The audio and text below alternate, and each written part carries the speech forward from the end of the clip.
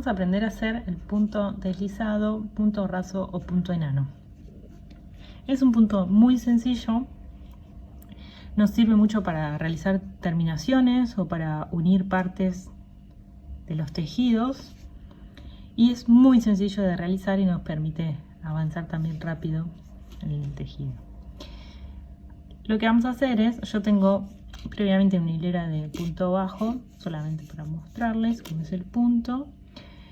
Y lo que hacemos es una cadena de inicio, giramos el tejido y lo que vamos a hacer es, en este espacio donde vamos a tejer nuestro primer punto raso o punto enano, sin tomar lazada, introducimos la aguja y sacamos hilo.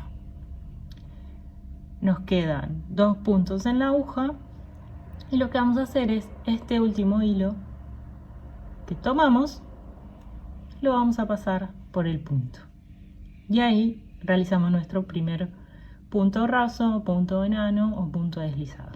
Vamos al siguiente punto, introducimos, sacamos y el mismo hilo lo pasamos por el punto. Así vamos tejiendo nuestro punto deslizado. Tomamos hilo, pasamos y ya cerramos el punto.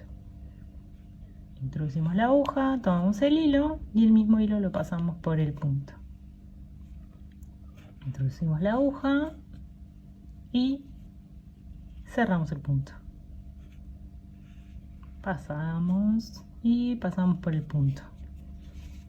Como pueden ver, lo que hacemos es simplemente introducir la aguja en el punto que queremos tejer, tomar el hilo y pasarlo.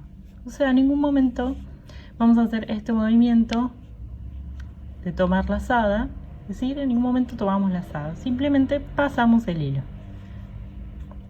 Pasamos por el punto y pasamos por el punto. Acá tenemos nuestro último punto a tejer, las orejitas. Introducimos la aguja, pasamos el hilo y ya con ese hilo cerramos nuestro punto.